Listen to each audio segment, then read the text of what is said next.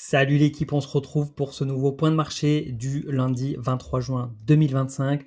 Comme chaque lundi, on revient sur l'actualité macroéconomique et on passe en revue les principales classes d'actifs, les indices boursiers américains, l'or, le pétrole, le dollar, Bitcoin et les cryptos.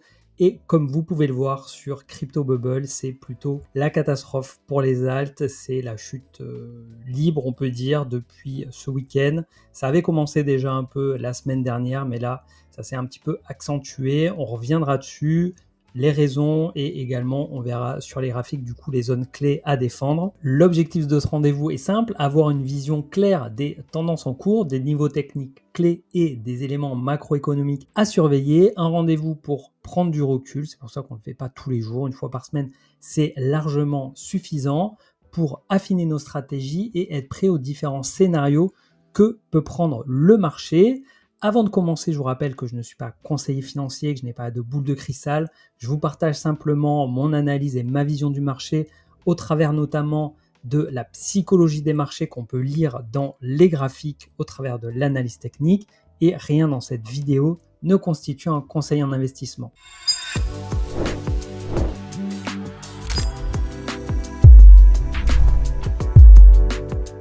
Pour ceux qui me découvrent via cette vidéo, je me présente très rapidement, je m'appelle Jonathan, j'investis dans les cryptos depuis 2017 et depuis un peu plus d'un an et demi maintenant, je partage mon expérience et mon parcours d'investisseur au travers de cette chaîne YouTube. Pour ceux qui débutent, j'ai mis à votre disposition dans la description de cette vidéo un guide gratuit qui vous présente toutes les bases pour pouvoir débuter sereinement dans l'investissement crypto. La semaine dernière, au-delà de la guerre en Iran, l'information à suivre était le FOMC, donc la réunion de la Fed et le discours de Jérôme Powell. Sans surprise, les taux sont restés inchangés entre 4,25 et 4,50 et suite au discours également de Jérôme Powell, les probabilités d'évolution des taux n'ont pas bougé. Le marché anticipe toujours deux baisses de taux sur 2025, une première autour du 17 septembre et une seconde autour du 10 décembre. Comme on l'envisageait ensemble la semaine dernière, pas de surprise dans le discours de Powell qui considère que les conditions de marché du travail sont toujours solides, que le taux de chômage est resté dans une fourchette étroite et faible. Les attentes d'inflation à court terme ont augmenté, les tarifs douaniers en sont un facteur déterminant, mais on a aussi aujourd'hui la guerre en Iran qui rentre en jeu. On ira voir le cours du pétrole, mais voilà, on en a déjà parlé la semaine dernière. Le cours du pétrole, du coup, face aux risques, tensions géopolitiques et notamment avec le détroit d'Ormuz, voilà, on pourrait avoir une envolée du cours du pétrole et également peut-être de manière plus large des matières premières, ce qui entraînerait du coup un retour de l'inflation. Il considère donc que la bonne chose à faire est de maintenir les taux d'intérêt actuels au niveau où ils sont, mais il a laissé entrevoir une petite ouverture à la baisse en disant qu'il est probable que nous arrivions à un point où des baisses de taux seraient appropriées. Cette semaine, l'actualité macro sera surtout géopolitique avec des tensions au Moyen-Orient toujours plus fortes et l'implication des États-Unis sur ces derniers jours. Sur son réseau social Truth, Donald Trump a déclaré que les dégâts causés au site nucléaire iranien sont qualifiés de monumentaux.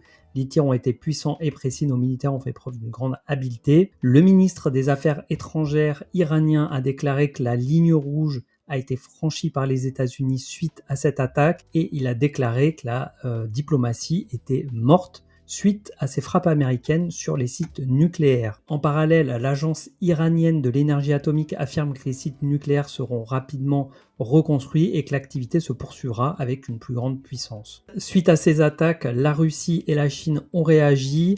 La Russie, en résumé, a déclaré que Trump a déclenché une nouvelle guerre, que la société iranienne soutiendra le guide suprême, la Russie condamne les frappes américaines contre l'Iran, et les partisans de la ligne dure en Russie affirment que la Russie doit venir en aide à Téhéran. De son côté, la Chine condamne également ces frappes américaines contre l'Iran et appelle à un cessez-le-feu à des négociations. Pékin affirme que le bombardement des installations iraniennes viole la Charte des Nations Unies et ses principes. Toutes ces infos sont assez récentes puisque ça date de ce week-end. La Russie, la Chine et le Pakistan proposent un projet de résolution de Conseil de sécurité de l'ONU appelant à un cessez-le-feu immédiat et inconditionnel au Moyen-Orient. On est donc là face à un conflit qui prend de l'ampleur, qui a dépassé du coup la guerre Iran-Israël, puisque les États-Unis se sont positionnés du côté d'Israël. Si demain la Russie et la Chine se positionnent du côté de l'Iran, voilà, l'ampleur pourrait être tout autre, à voir comment la France et l'Europe également vont être amenées à se positionner sur le sujet. Concernant le détroit d'Ormuz, hein, qui a fortement fait monter le pétrole ces derniers jours, les États-Unis appellent la Chine à empêcher l'Iran de fermer le détroit d'Ormuz. Pourquoi les États-Unis demandent de l'aide à la Chine alors que potentiellement ils pourraient soutenir l'Iran? Tout simplement parce que 50% du pétrole chinois passe par ce détroit. Et voilà, il y a des intérêts en fait économiques qui sont communs aux pays qui sont également en affrontement ou en opposition. Voilà, donc j'espère que la voie de la diplomatie l'emportera sur la voie militaire. Au niveau des ETF spot, on a eu une semaine dernière qui était très positive, hein, on n'a eu que des journées dans le vert. On verra du coup face aux événements du week-end comment réagissent les institutionnels sur les ETF. Au niveau d'Ether, puisque là on était sur Bitcoin, hormis vendredi, on a eu une petite semaine dans le vert. On voit que les volumes ont été beaucoup plus faibles que la semaine précédente. Et je vous propose maintenant de passer sur les graphiques. On commence par le VIX, donc en léger repli sur ce début de semaine. Donc on voit, alors le VIX c'est l'indice de peur sur le S&P 500. On voit que finalement, ce qui se passe au niveau du Moyen-Orient, ça a peu d'impact au niveau de la peur sur les marchés boursiers américains. On est très loin de la peur qu'on avait connue ici sur le début avril avec les politiques de tarifs douaniers de Trump. Le S&P 500 qui est en consolidation depuis 2 semaines, on voit qu'on a eu 2 petites semaines de baisse. Si on regarde au niveau des futurs sur le S&P 500, on voit que ce lundi, donc 23 h, on voit qu'on est en hausse sur ce tout début de semaine. Donc la probabilité de voir la semaine démarrer dans le vert pour le S&P 500 du coup est plutôt élevée. Donc après voilà, ça reste toujours soumis à ce qui se passera et aux annonces sur la guerre du Moyen-Orient. Et voilà, sur le S&P 500, on est toujours dans cette continuation haussière. Voilà, je pense qu'on va revenir prochainement sur les plus hauts historiques avant potentiellement d'aller en faire de nouveau. Sur le Nasdaq, on a sensiblement la même chose. Après avoir fait un record historique de clôture hebdo, l'or du coup a connu une petite semaine de consolidation. Hein. L'or évolue du coup par palier comme tout actif. Hein. Dans un mouvement aussi, on a toujours des phases de consolidation, de correction plus ou moins prononcées. Là, le gold voilà, reste dans son canal ascendant. Ce qu'on peut noter face au contexte tendu au Moyen-Orient, c'est que l'or n'a pas forcément effet de valeur refuge. On n'a pas une explosion de l'or suite à ce qui se passe en ce moment. Alors ça pourrait changer, hein. La vérité d'un jour n'est pas celle de toujours. En tout cas, aujourd'hui, voilà, le gold est plutôt en phase de consolidation dans son canal haussier. Le pétrole, lui, pareil, rien de significatif par rapport à ce qu'on a pu connaître du coup sur les 2 dernières semaines, hein, quand le conflit a pris une dimension plus importante entre Iran et Israël. Là, cette semaine, ça démarre plutôt en baisse. Alors, ça peut partir très très fort d'un coup aussi. Hein. Ce que je veux dire là, c'est que par rapport aux faits de ce week-end, le marché réagit du coup de manière plutôt calme, hein. Il n'y a pas de peur, on ne voit pas le VIX qui explose, on ne voit pas le gold non plus exploser et on ne voit pas non plus le pétrole exploser.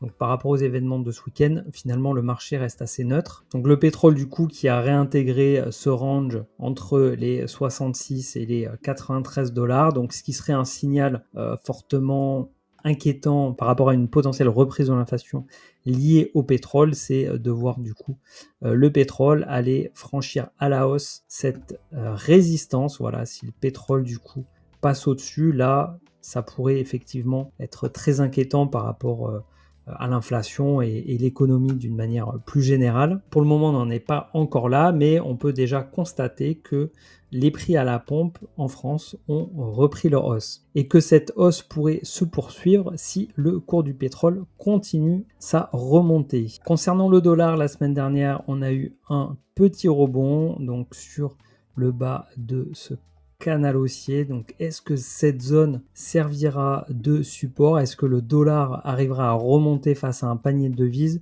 ou est-ce qu'il du coup partira vers le bas? Et pour moi j'ai ce niveau là du coup qui enclencherait un changement de tendance puisqu'on aurait un bas plus bas que le précédent. Donc comme l'indique la théorie de Dow.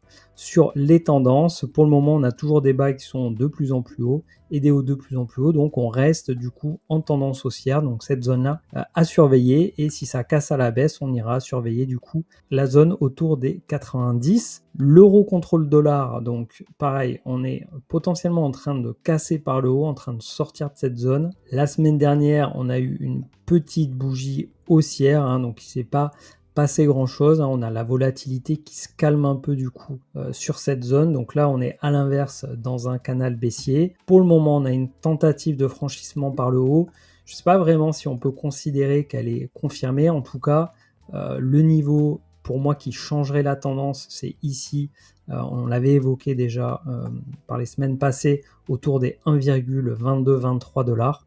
Donc on en est quand même encore loin, mais voilà, l'euro qui tente un retour à la hausse, un changement de tendance face au dollar.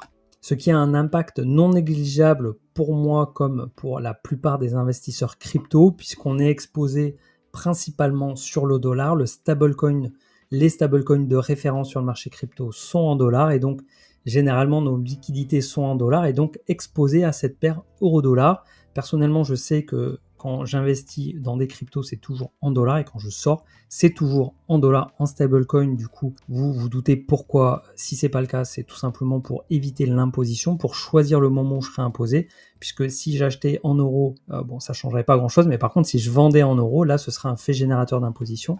Et donc, c'est pour ça que je vais sortir en stablecoin dollar. Et donc, la paire euro-dollar a forcément beaucoup d'impact. Si je rentre sur le marché avec des euros pour acheter des stablecoins, pour investir dans des cryptos, plus le taux est haut, plus c'est intéressant, parce que ça veut dire que je vais avoir plus de stablecoins. C'est-à-dire que si je rentre par exemple avec 1000 euros, eh bien, au cours actuel, je vais avoir 1147 USDC ou USDT par exemple. Alors que si on est à 1,3, eh bien, avec 1000 euros, je vais avoir 1300 USDC ou 1300 USDT. Et ça marche aussi du coup à l'envers. Si je veux reconvertir des stablecoins en euros pour les récupérer sur mon compte bancaire, plus le niveau va être haut, moins je vais récupérer d'euros. Plus le niveau va être bas, plus je vais récupérer des euros. Du côté des cryptos, donc on va commencer par Bitcoin. Donc Bitcoin qui a connu une belle semaine de baisse, une bougie baissière. Donc on voit ici, on est revenu donc sur la zone des 100 000 dollars.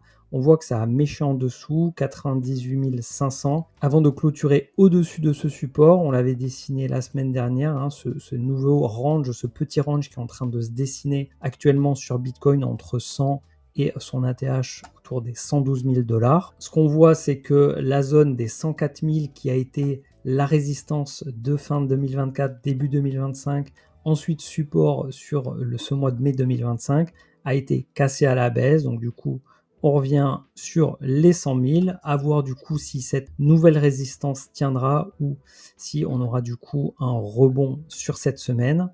Pour l'instant, la semaine commence plutôt dans le rouge, que ce soit sur Bitcoin ou sur les alts. Pour moi, pour l'instant, il n'y a absolument rien d'inquiétant. On a fait une belle hausse de 74 000 à 112 000 dollars, donc une hausse de 50%. Donc voilà, ici on a une correction de 10-12%. Voilà, on est sur les cryptos, il n'y a absolument rien d'inquiétant. On est toujours du coup dans ce schéma de structure haussière avec des bas de plus en plus hauts, des hauts de plus en plus hauts. Donc voilà, absolument rien d'inquiétant aujourd'hui sur Bitcoin. Pour Ether, c'est un petit peu plus compliqué, mais c'est toujours un petit peu plus compliqué sur Ether depuis le début de ce cycle. On a eu la semaine dernière donc une baisse d'Ether qui est venue rebondir là sur la zone autour des 2150 dollars.